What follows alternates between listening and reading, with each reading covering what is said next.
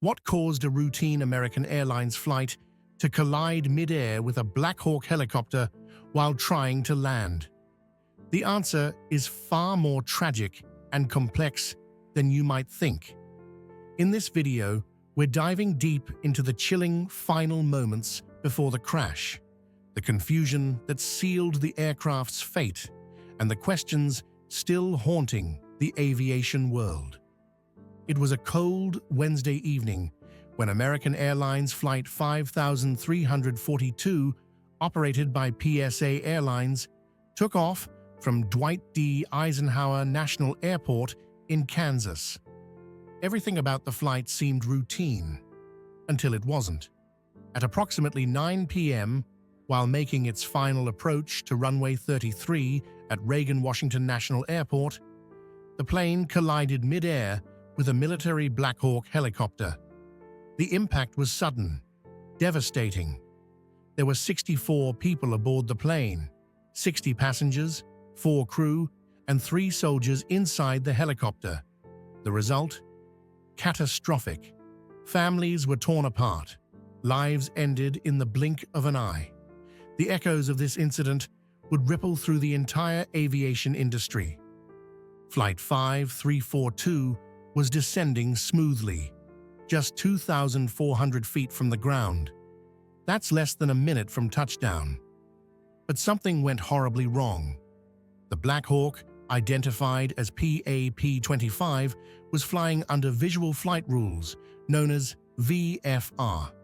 The American Airlines jet, on the other hand, was operating under instrument flight rules, IFR. That means it had priority in controlled airspace. VFR pilots are required to maintain visual separation. But what if you think you see the other aircraft, and you're wrong? In a city like Washington, D.C., with its busy air corridors, any mistake can be fatal. And in this case, that mistake led to a tragedy that will forever be remembered as one of the darkest moments in recent aviation history. Air traffic control asked the Black Hawk pilot if he had the other aircraft in sight. He replied that he did. But now, investigators believe he may have identified the wrong aircraft. Possibly a departing plane, not the one descending into his path. That mistake sealed the fate of both aircraft. The Black Hawk continued its course along the Potomac River corridor, unaware that Flight 5342 was descending right into its path. Seconds later, they collided. The timing couldn't have been worse. 2 paths intersecting at the wrong second, in the wrong place, with devastating consequences. This wasn't just about an error in vision. It was about trust. Trust in the eyes, in the system, in a call that should have saved lives.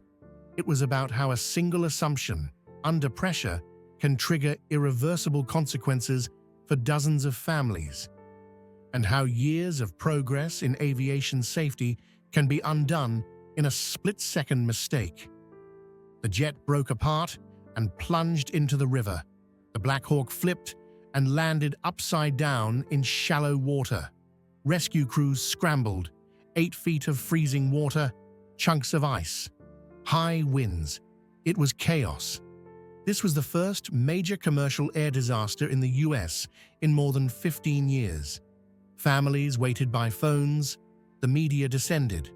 America wanted answers. For many, it brought back chilling memories of past air tragedies, of Flight 3407, of TWA 800, of moments that redefined airline safety. But this one, it wasn't mechanical. It wasn't a storm. It was human error and miscommunication. One assumption, one affirmation, and everything unraveled. And it unfolded just a stone's throw away from the US Capitol, where decisions on safety, policy, and infrastructure are made every day. Those decisions now faced renewed scrutiny, with lawmakers calling emergency hearings and the FAA launching an urgent safety audit. Audio recordings from air traffic control paint a haunting picture. In the final minutes, the controller asked again, "PAP-25, confirm you have the CRJ in sight. CRJ referring to the American Airlines regional jet. The pilot's response was clear, but tragically mistaken. Believing he saw the plane, he didn't adjust course. No evasive maneuver, no altitude change, just confidence in an error. Confidence that cost 67 lives. The controller's voice trembles in the final seconds. Silence followed. Silence that no one ever wants to hear in aviation. It's the moment where time stops, where lives are changed, and where history is written in the worst possible way. And it all hinged on a miscommunication during one of aviation's most dangerous phases, the final approach. What's even more painful is that both aircraft were operating as instructed. Neither pilot violated protocol. But in aviation, doing everything right can still go terribly wrong if situational awareness breaks down. All it took was one wrong visual confirmation. And now, investigators, aviation experts, and grieving families are left asking, how did this happen? And why was a military helicopter flying so close to a major commercial flight path? The Potomac River corridor is known for its scenic beauty and complex air traffic. It's a tight squeeze. One mistake, and there's no room to recover. In 2023, over 300,000 aircraft movements were recorded at Reagan National alone. Add to that the military, medical, and private aircraft using the corridor, and the margin for error becomes razor thin. In 2025, FAA staffing shortages were also at an all-time high. Controllers were stretched thin. Could a more experienced voice have changed the outcome? Could automation have helped? Aviation unions have now renewed their call for mandatory dual controller shifts during all final approach periods at top 30 traffic volume airports. This wasn't just one tragic crash. It highlighted something bigger: how vulnerable our airspace coordination can be when visual and instrument systems clash. VFR and IFR flights share the same skies, but one depends on human sight, the other on machines. In high-density areas like Washington, D.C., can we really afford to rely on someone's eyes? According to FAA data, 78 near-miss incidents were reported in 2024 alone, many involving VFR traffic near controlled airspace. Could better protocols have prevented this? Should VFR flights be limited around major airports during commercial landings? These are questions demanding urgent attention. International aviation authorities are now calling for real-time VFR radar overlay to be available to all control towers. A simple integration could have added seconds, precious seconds, that make the difference between life and death. The FAA has since begun evaluating radar vision sharing technology between military and civilian towers to reduce similar blind spots. Rescue efforts began within minutes, but conditions were brutal. 8-foot-deep icy water, floating ice slabs, searchlights cutting through mist. Divers braved freezing temperatures, pulling survivors and victims from wreckage. The jet had broken into several pieces. The helicopter was upside down. It took hours just to secure the crash site. Families waited for names, for hope. Some never got the call they were praying for. Among the victims were a retired schoolteacher, a young couple on their honeymoon, a Marine headed home to surprise his family, and a 9-year-old girl flying to visit her grandparents. Each loss was personal, each one irreplaceable. Trauma teams, clergy, and Red Cross volunteers were dispatched within the hour. For some, closure never came.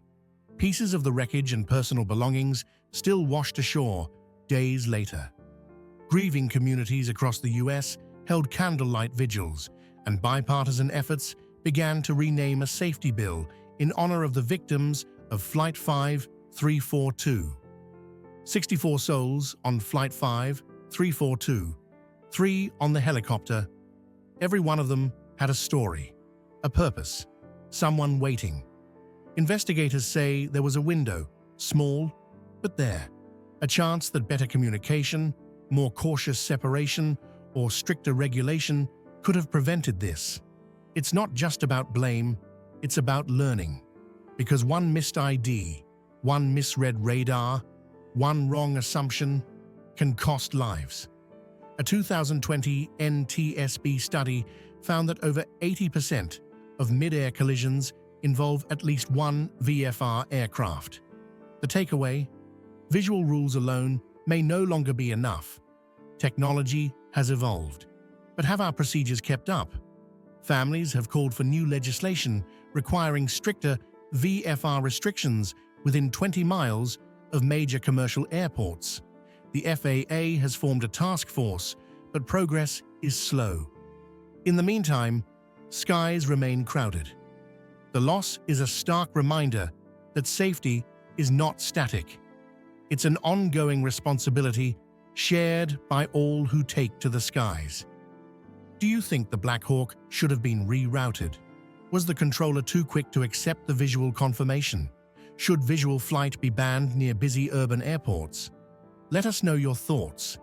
Your insight might just spark the change that prevents the next tragedy. Subscribe if you believe stories like this need to be told. And always remember, in aviation, there are no small mistakes, only narrow escapes or devastating consequences. Because behind every seat number is a name, a dream, a family. Let's never forget them. This wasn't just a story about metal and machinery colliding, it was about people, the fragile systems that protect them, and what happens when those systems fail. We owe it to the victims and to the future to learn everything we can and never stop improving. We owe them not just remembrance, but action and change, and a commitment to a safer tomorrow for everyone who flies.